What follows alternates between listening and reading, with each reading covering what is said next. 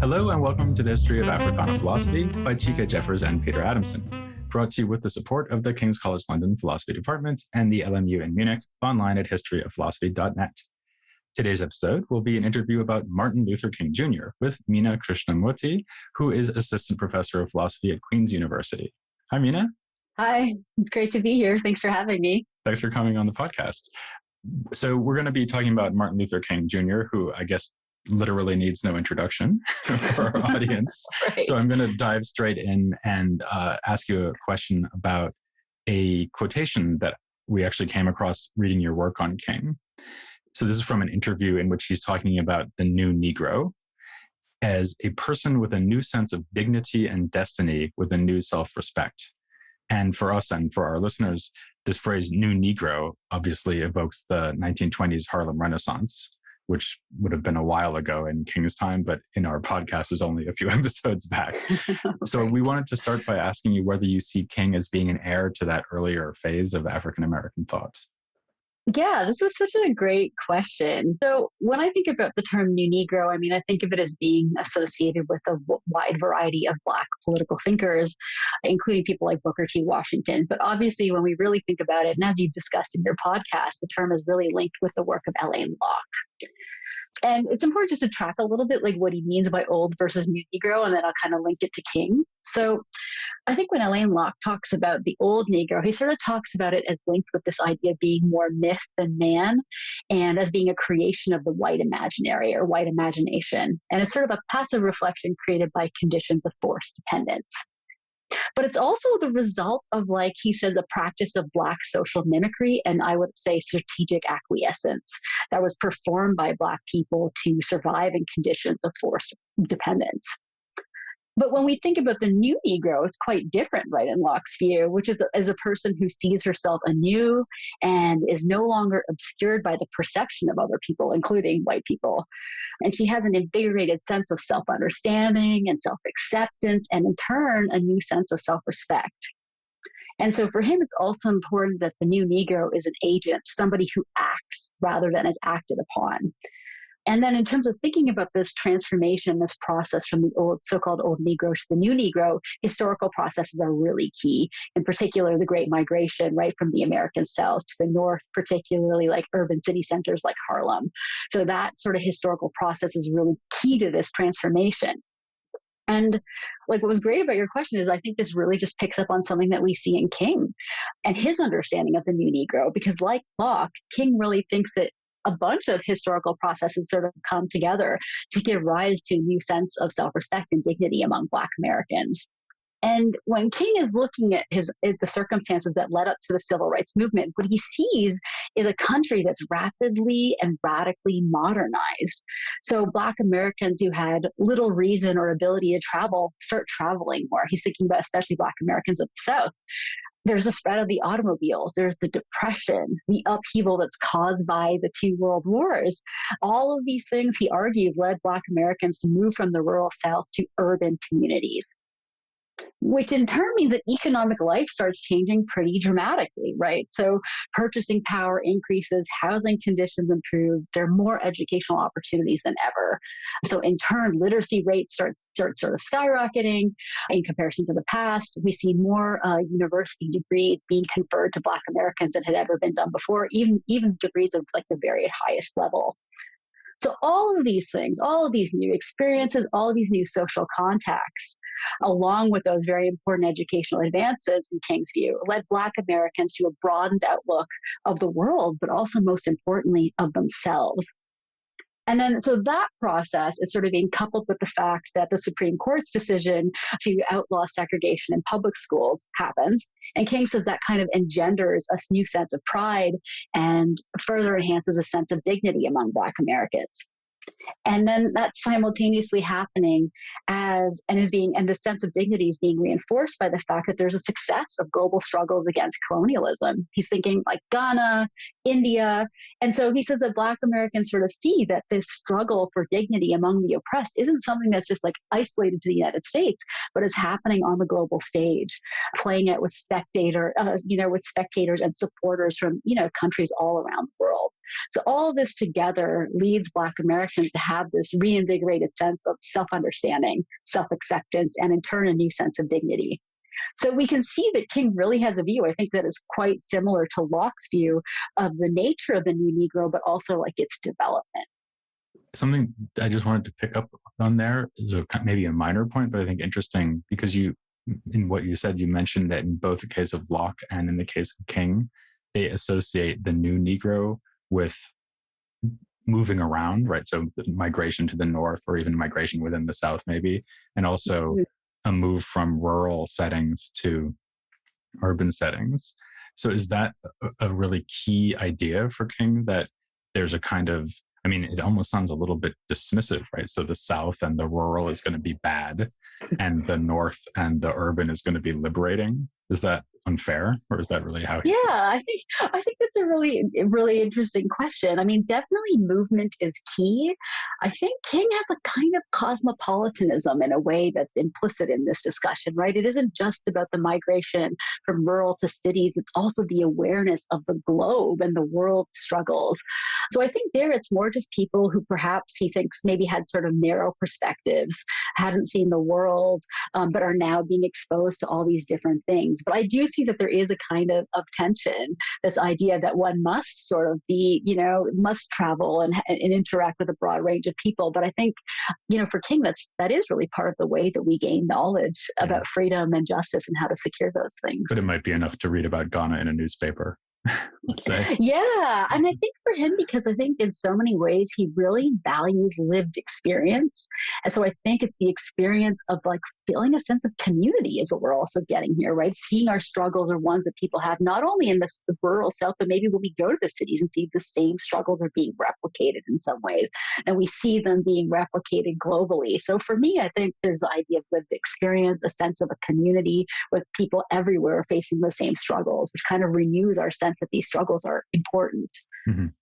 So going back to that quotation that we started with just for a moment, something else he mentions there along with the new Negro is this, as he says, new sense of dignity. And I know this is something you've been thinking about a lot in your current book project on King. So could you say something about that? What role does he see for dignity, maybe self-esteem, which seems like a closely related concept, particularly in motivating the civil rights struggle? I think maybe before we get into the question about the motivational role of dignity, we maybe need to get a little clear on what King means by dignity, partly because people think that he means different things, and also because he uses the word in so many different ways. And sometimes it's hard to know what he really means. At least in my own work, I sort of argue that most often King is using the word dignity to refer to two things: a certain type of attitude and a certain type of conduct. And so, in the first instance, dignity really refers to a kind of attitude that a person has of self acceptance, acceptance of her own self physically and non physically, like just as she is. It's also an attitude of self worth, a belief in and a felt sense of her own equal worth and social status. So, for King, it's really important that a dignified person can't maintain a belief in her own inferiority. Why is that? Well, for King, in his view, everybody has equal worth and significance. And this view stems from his Christian commitment to personalism. So he believes that humanity is created in the image of God, and the image of God is universally shared in equal proportions among all humans. But he also believes that that commitment to the equal dignity and worth of all humans, including women and children as well, is a central American value that's most clearly expressed in the Declaration of Independence. So we've got a little sense of sort of dignity and like kind of his views and his sort of the value of dignity. But he argues too that dignity is best and perhaps even necessarily expressed through dignified action or conduct. So we have to express an inwardly believed and felt sense of dignity through action, demanding acknowledgement of our inherent worth. This is really key for King. And so he says that dignified action is characterized in part by an honesty and a kind of truth telling. So he says the Negro, in no uncertain terms, sort of says that he doesn't like the way that he's being treated. So the new Negro no longer strategically acquiesces to survive. I think this is key for King. She's willing to take a stand, even when it might cost her personally. Right? This is very key to King's sense of self-sacrifice and its kind of importance in the movement. And, part of the reason that King thinks this, and I think this is really fascinating, is that it's a kind of self regarding duty, because when you fail to act, you're actually acting against yourself. And he sort of gets, when he builds on this idea, he talks about Rosa Parks, and he says Rosa Parks had a very similar view. So when she, in his view, when she was asked, why she had refused to move from the back of the bus, she said it was a matter of dignity. I couldn't have faced myself and my people if I had moved. So failing to act would be a kind of collusion in injustice and a disregarding of oneself and one's worth, because it would involve accepting social conditions of inferiority, and in this case, such as bus segregation. And that for King is just not something a self-respecting and dignified individual can do willingly. So in some sense, in King's view, it's this idea of expressing one's equal worth through dignified resistance. That's kind of a key motivation behind the civil rights struggle of the 50s and 60s. Mm-hmm. It's interesting because when I think about, someone feeling that their dignity has been affronted, the thing that really comes to mind as a reaction is anger, right? And what you just described sounds very sort of high-minded, right? So like it's about self-respect and self-esteem. And it also sounds in a way very kind of rational and even calculating, right? So I see that I must do something to maintain my dignity in this situation rather than sort of groveling in front of the person who's assaulting my dignity. And we might expect that he'd be pretty down on the concept of anger because, as you just mentioned, he's a deeply Christian thinker, right? So does he think that there's just no role for anger at all here, and that you should react to affronts to your dignity always in this kind of more positive, high-minded way? Or does he think you can also get furious? Yeah, I love this question, and I have a lot to say about it. So, I mean, I think, I think right. I think that's a really great question.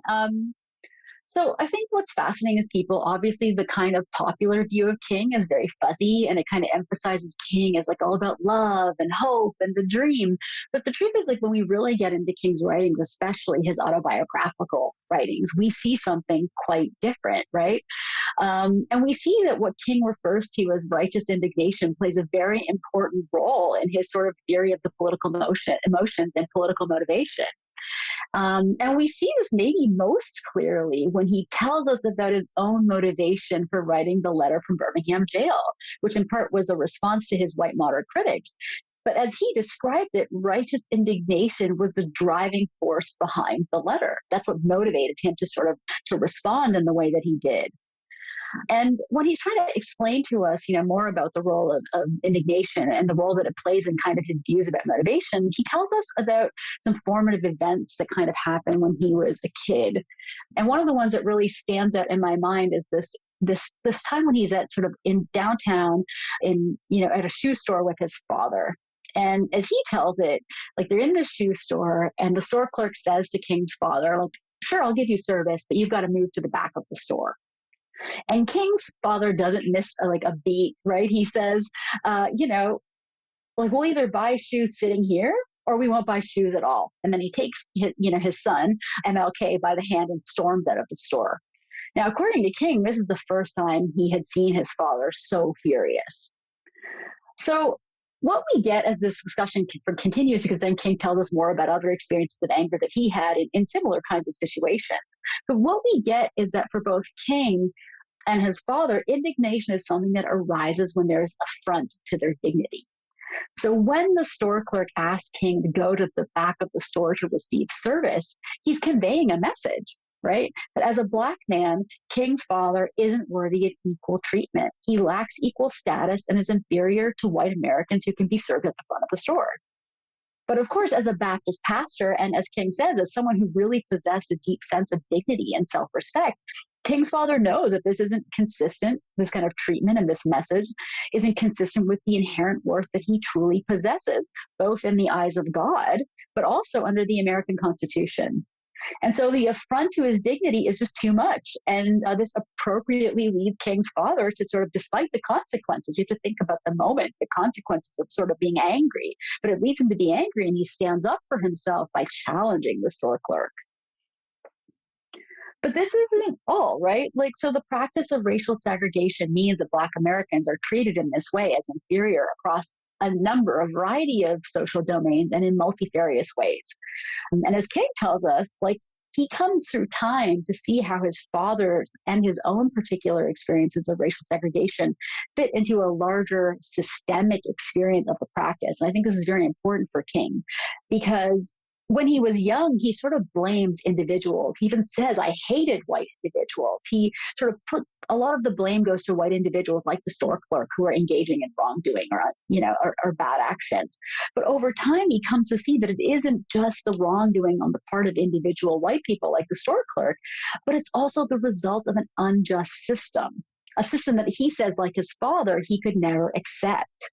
And it's actually this knowledge, right? This knowledge that there's this systemic injustice that's being supported by the white store clerk and obviously more generally by his white modern critics that leads to a sense of righteous indignation. Because in his view, it seems to me anyways, that righteous indignation is a particular form of anger. It's a form of anger that arises when the affront to one's dignity is experienced, not just as like a personal injury, but is also experienced and seen as a kind of, and understood as a kind of systemic injustice. Now, going to the motivation question, this is kind of the last piece, which is that as Maisha Cherry explains, any form of anger is motivating because anger makes us feel uncomfortable. And the more uncomfortable we are, the more we want to eliminate that source of discomfort. And so this is why King was motivated by his feelings of righteous indignation to write the letter from Birmingham jail. And I would argue to participate in the civil rights movement more generally, because he was pained at the indignity of the practice of racial segregation and the injustice it expressed across its various forms. And he felt that he had to act immediately to end the practice, but also to eliminate the cause, right, of his suffering. So in the end, King thinks that righteous indignation is not only an appropriate response for a dignified individual, but it's also a useful one because it can spur political action. And Terry Belafonte, in his own memoir, talks about King and says that Martin really thought that anger was central to the movement. And this is why, because it's a dignified way of acting, but it's also like really drives us to engage. Right? Mm-hmm. And how does that fit with the thing that I guess everyone would think of when they think of King, which is the concept of nonviolent protest? Because I mean, I guess I always imagine the nonviolent protester as someone who has to have incredibly disciplined attitude towards their own emotions, right? Because obviously, if someone hits you, right, your reaction is to hit back, right, and out of anger, indeed. And so, isn't there a sense in which the very concept of nonviolent protest is an idea about keeping your emotions under control? Is it maybe just about like channeling your emotions in a different way? Is that the idea? Mm-hmm. Yes, I think that's right on the money. So, as I suggested a bit earlier, like dignity is, of course, like a set of beliefs and feelings of self-acceptance and self-worth, but it's also, as Derek Darby argues, and as I elaborate, on in my book, is also about acting in accordance with certain standards of dignified conduct, especially when we're confronting oppression. So King constantly asks people as they're sort of pressing for justice to move with dignity. And he preaches calm action. And he tells us that protest has to be conducted in orderly fashion and has to exhibit what he says this over and over again, wise restraint and calm dignity. And for him, you're right. That means that protesters can't engage in violence. This is obviously a very central part of his view. And so you might wonder, like, how exactly do these claims about dignified conduct square with King's views about indignation when he himself says that anger can be a destructive emotion? In particular, he worries that it can lead to violence, right? And so, yes, he absolutely worried that anger could go wrong, but he also believed, just as you've suggested, that anger could be appropriately harnessed by directing that same passion into constructive channels. That's what he says. So he didn't feel that anger should be overcome or eradicated, as some commentators have actually suggested. Rather, he felt that it could be and was expressed through what he calls good or dignified conduct. And in fact, I think this is really important to understanding his views on anger because he draws a distinction in a way between mere anger and morally appropriate anger, which he refers to as righteous indignation. And righteous indignation just is that form of anger that's appropriately channeled through dignity and in turn love. So what I argue in my book is really that love has to function as a moral, in King's view, a moral constraint on anger. It's meant to direct anger down appropriate paths that are both just and useful to the movement. And so to temper our anger with love, to channel it and harness it, it means that we, in our actions, have to be loving enough to turn our enemy into a friend. So we can't engage in violence in spirit or in body. That's just what love demands of us. And acting in a loving way is actually what we must do as dignified individuals. So that's sort of the thought that we can, that's sort of the argument for kind of calm action, but it's still consistent with being angry. There's kind of this, It actually reminds me of some of the things we looked at in James Baldwin. So this idea about like confronting racism with love, sort of counterintuitive, but also a very powerful way of responding to it. Mm-hmm, mm-hmm. So speaking of anger, even though he's famous for having engaged in nonviolent resistance and led his followers to do it, I guess that at the time, a lot of other critics of King's, including so-called white moderates, right? So people who said, yes, your goals are correct, but you're too angry, even though it was nonviolent, right? So it was too confrontational, too provocative, what they were doing. So how did he, I mean, this is sort of like a criticism from the other direction, right? So not that he's not angry enough, but that he's too angry. So how did he respond to accusations of that form? Right. So King obviously had a lot to say in response to his white moderate critics, and he gave his clearest and most well-known answer in his letter from Birmingham jail, which was written in 1963 in response to an open letter written by 8 clergymen. And just as you suggest, the 8 clergymen counseled patience. They asked King to stop the demonstrations that he was engaging in and to wait for the courts to act. So what's interesting about the response that King sort of gives in this piece is that on the one hand, he argues that Black Americans' sense of impatience is justified because in his view, little had really changed after Board v. Ed. Schools hadn't really been desegregated, and he knew that it would take more than the courts to assure real change. It would take creative acts of nonviolent direct action. And he also argued that nonviolent direct action was justified as a form of civil disobedience, as a way of challenging unjust laws. But he also argued importantly that nonviolent direct action was a middle path between 2 extremes. On the one hand, of violence, but on the other hand, acquiescence, or what he called standstillism or do-nothingism. And as we, Standstillism, that's really good. yeah. And so as we've seen, like indignation can be expressed in a calm, dignified, and loving manner through nonviolent action. And for him, that's really the middle path, a form of action that is neither overly confrontational nor overly passive. And that's kind of his response to this view that this is too confrontational. Because in a way, what he suggests in response to the clergymen is that what you're really asking us is to do nothing. What you're really asking us to do is to continue in strategic acquiescence and standstillism. But for him, again, the new Negro who's dignified is not willing to do that anymore. Black Americans at this time are rightly impatient and indignant.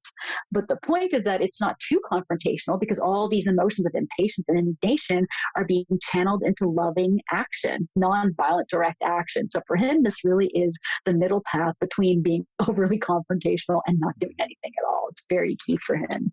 I guess that the white moderate message to him and his followers would have been, well, trust us, the white moderates, to use like the law courts and the standard democratic process to get what you want. You don't have to sort of take these, what you might call extra legal or extra democratic means. And presumably part of King's response to that was, well, you've had long enough to fix this and you haven't done it. And also he probably doesn't trust them, right? So does he just think that, is the idea more that he thinks it would be nice if this could have been settled through some kind of straightforward democratic process, but it didn't work? Or is the idea more that standard democratic processes will just never bring the kind of change that was needed? Yeah, that's a great question about what he thinks overall about democratic processes. I think what he thinks in a way is that the current processes are incomplete and they're sort of missing something, and that democratic protest can serve as a kind of corrective to flawed democratic processes, and as such is, I think, a really important part of these processes. Because roughly his view is that, like, when traditional processes such as voting are kind of occurring in ways that persistently exclude marginalized peoples, and the traditional paths of contesting this exclusion, which in this case would be through the courts, when they're not really available to people, then what other choice is there, right? For him, there's little choice but to engage in nonviolent direct action.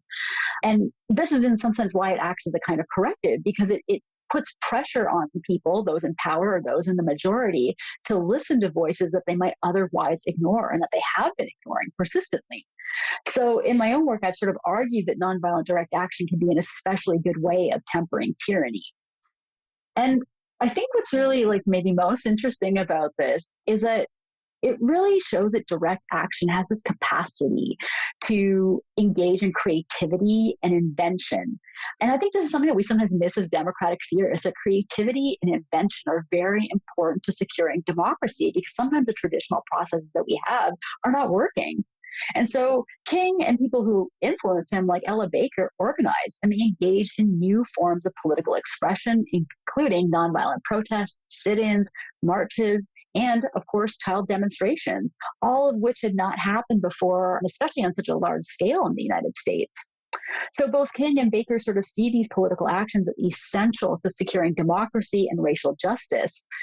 And they do this because they're tactics that really force change, both in individuals, but also in institutions. And they do this by encouraging productive and progressive negotiations, and by ensuring that the voices of Black citizens were heard, considered, and responded to. So those are, in some ways, this is what the traditional democratic process had been failing to do. And so these sort of new methods kick in and then correct the flaws of the old ways. And so I really think that when we look at this, not only the corrective aspect, but the creative inventiveness of these that comes along with nonviolent protests, that we see it as, I think, very essential to democratic processes, because we need to constantly think anew. Because democracy, as you know, in the United States is so fragile. We constantly need to be rethinking and finding new ways and processes to ensure that democracy is robustly secured. Also, those new methods would have been capable of actually shifting public opinion in a way that, like, a Supreme Court judgment is not going to do, right? So if the Supreme Court says, okay, from now on, you have to desegregate all the schools, well, if no one wants to do it, then either it won't happen because it can't be enforced, or it will happen in this very kind of cynical way that doesn't actually achieve what it's meant to achieve. Whereas something like the sit-ins might have actually persuaded a larger percentage of the American people to actually sympathize with the plight of people who were victims of racism. Yeah, that's a complicated question, actually, for King, because on the one hand, he thinks that this is something I talk about in the book, that there's a small group of people that he refers to as the best of America that are really capable of moral change and moral learning. But he also believes that there's a huge group of white Americans that are just going to have to be forced to obey the law. And for him, in so many ways, and you see it most pronounced sort of at the bookends of his work, at the beginning and the end, where he talks about the importance of nonviolent coercion or pressure. And the reason that these processes of nonviolent direct action really work is partly for reasons of moral suasion and persuasion, yes, for the best of America. But for everybody else, by putting economic pressure on people, it sort of forces them to do what's right. And the hope is perhaps by practicing doing what it's right, that maybe it'll become inculcated. I actually think this is something I talk about in some work of mine, but I think there's a kind of habituation that happens through social movements and processes like this that kind of force us to act as we should.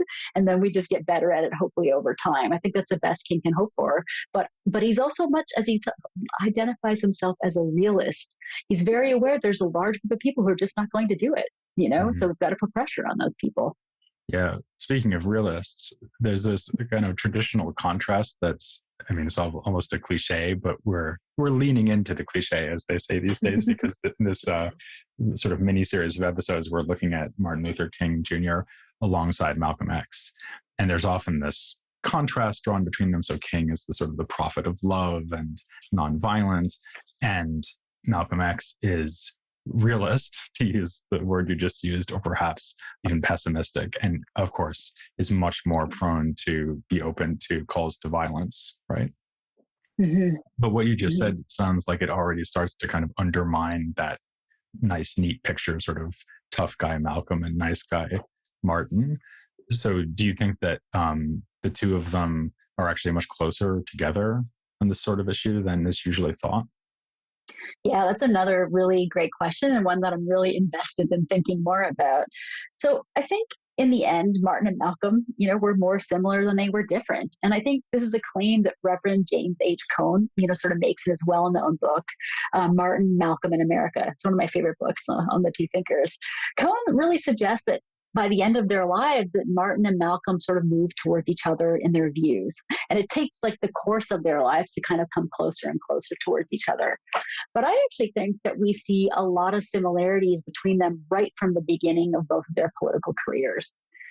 And that might be because I'm interested in rhetoric. And I really think that we see that both Martin and Malcolm saw an important role for rhetoric in their political speech. They both hoped to rouse people to action through emotionally stimulating, or what we might call fiery speech. And sort of interestingly, in some of my current work, I also suggest that both Martin and Malcolm had a healthy and democratically useful form of distrust of political institutions and the individuals that sort of support them. And in the hopes of stimulating a sense of Black self-reliance and political action, this is something that they both hope to convey to their Black audience through their speeches and writings. So I think this is something that they had in common. And I think we sometimes miss this, again, because we so often link King with like happy, fuzzy, warm emotions of hope and optimism. But the truth is, when we look deeply into King's writings, we see a very different picture that is much more, as we were saying, realist in its orientation. So then the main difference between sort of Malcolm and Martin might be in their emotional appeals to faith. So while both people had a tremendous amount of faith in Black people and their abilities to promote racial progress, they may have had different views about white people. Obviously, some interpreters of Malcolm believed that he didn't have faith in white people, that he didn't believe they could change and grow. Whereas King clearly thought that this kind of change and growth was at least a possibility in relation to, as I said, the best of America. I'm not entirely sure about how deep this difference is between them, because as we know, towards the end of his life, after his pilgrimage to Mecca, Malcolm really does have a change in heart. He did think that white and Black people could live together harmoniously under the right conditions. And I think the question for him is whether these conditions could ever be realized in the American context. And I'm not sure for Malcolm that they could be. But more controversially, in one of the opening chapters of my book, I suggest that something is similarly true for King.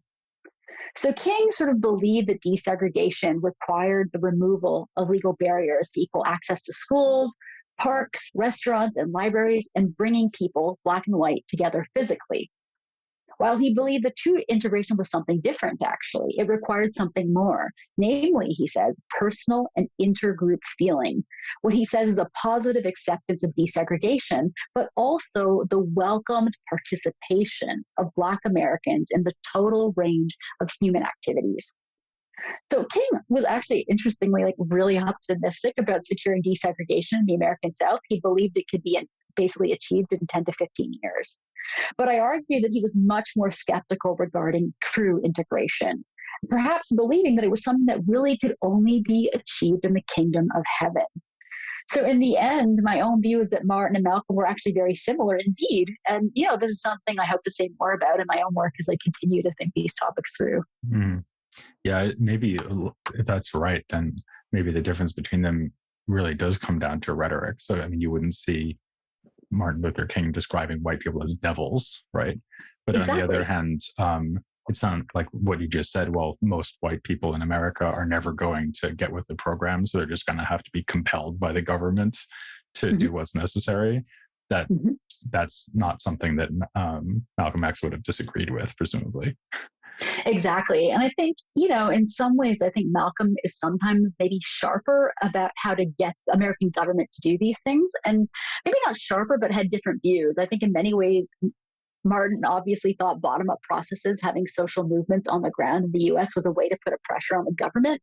But we know for Malcolm that he was appealing to a collective of African nations and trying to get them to put pressure through the UN to put pressure on the United States and the American government, because he was, in some ways, maybe he didn't even believe in the best of America.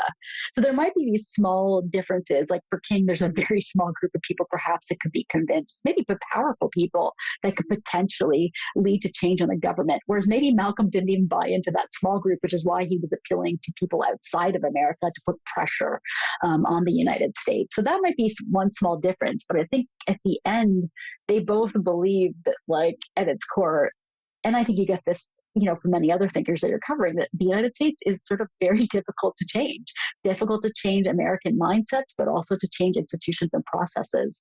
Yeah. So in that, there's a shared kind of skepticism.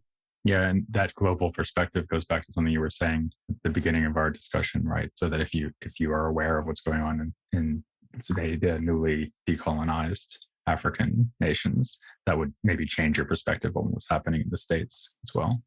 Absolutely. Yeah. So actually, that sort of sets up a lot of the episodes that are coming in the future, because we're going to be continuing to look at Martin and Malcolm in the next few episodes. But we're also going to be looking at figures like Kwame and Nkrumah, who were involved in the decolonialization movement. So lots to look forward to. For now, I will thank Meena Krishnamurthy very much for coming on the podcast. Yeah, thank you so much. Such a pleasure and a deep honor. This is really one of my very favorite podcasts. So I'm so excited to be here. Thank you so much. Thanks. That's great to hear.